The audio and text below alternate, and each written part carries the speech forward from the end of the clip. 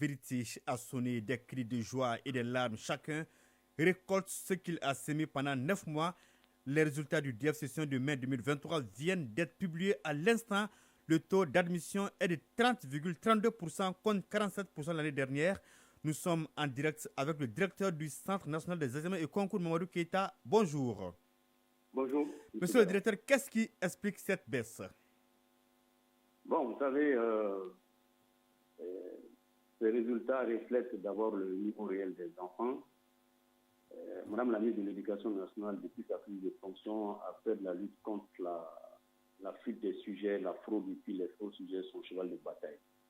Je crois qu'aujourd'hui, nous sommes en train de récolter les dividendes de cette lutte-là, qui commence à porter ses fruits parce que dans un passé récent, nos enfants, au lieu de travailler à l'école, attendaient le jour de l'examen pour pouvoir bénéficier d'avantages indus. Donc voilà un peu ce qui explique ces résultats.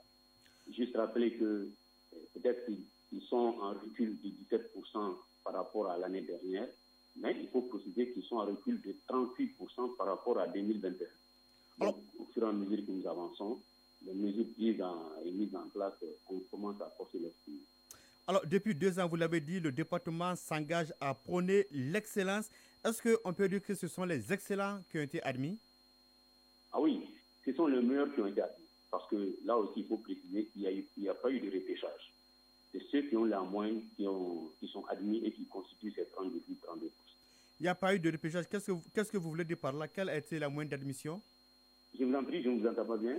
Je dis, vous avez dit qu'il n'y a pas eu de repêchage. Alors, quelle a été la moyenne d'admission?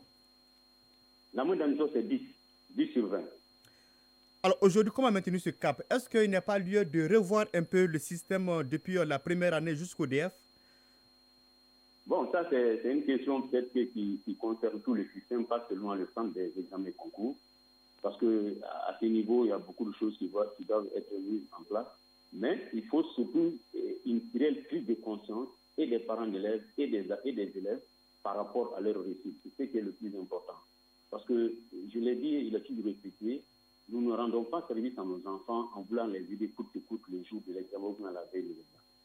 Maintenant, le reste du problème, ça se gère tant au niveau de nos écoles, effectivement, mais aussi au niveau de la famille, que les uns et les autres se départent de ces comportements-là, pour que dès le 1er octobre, dès le jour de la rentrée, que les enfants se mettent au travail, qu'ils se disent qu'au bout, il y a un examen à passer. Le taux 30,32%, le taux varie d'une région à une autre ou d'une académie à une autre. Alors aujourd'hui, quelle est la situation? Allô? Oui, allô? Oui, je ne vous entends pas bien. Le taux varie d'une localité à une autre. Alors aujourd'hui, Oui. Quelle est la situation réelle? Quelle est l'académie qui est en tête? Bon, nous ne voulons pas généralement, nous avons ces chiffres-là, mais nous ne voulons pas généralement aller dans ce sens, mais juste pour vous dire que maintenant, c'est l'Académie d'enseignement de Dioula qui est en tête avec 102,72%. Mais nous voulons nous en arrêter là parce que les gens nous demandent quelle est la première, la deuxième académie. Donc, les académies ne sont pas en compétition entre elles. Il faut qu'on le précise. Chacune d'entre elles travaille du mieux qu'elle peut pour pouvoir donner satisfaction aux élèves et aux parents. L'excellence dans l'espace scolaire et universitaire. Aujourd'hui, quel est le message que vous avez à l'endroit des parents d'élèves pour vous accompagner dans cette démarche? Bon, aux parents, je demanderais surtout un sens très élevé de la responsabilité parce que nous sommes aujourd'hui dans un espace de compétition. Bientôt, nous allons être dans le bac UMOA. Il faut que nos enfants soient prêts pour affronter leurs collègues, leurs camarades des autres pays de la sous-région. Et cela passe obligatoirement par non seulement un encadrement au niveau de l'école, mais aussi un encadrement et un suivi au niveau de la famille. Que les parents d'élèves, dès la rentrée, qu'à chaque trimestre, ils se rendent à l'école pour connaître le comportement de leurs enfants, pour savoir leurs moyens et ensuite prendre les mesures correctives nécessaires. Sans cela, nous ne pourrons pas arriver à ce que nous voulons comme résultat. En clair, l'examen se prépare depuis le jour de la rentrée. C'est bien ça, depuis le jour de la rentrée, et que les parents fassent vraiment un suivi régulier de leurs enfants à l'école.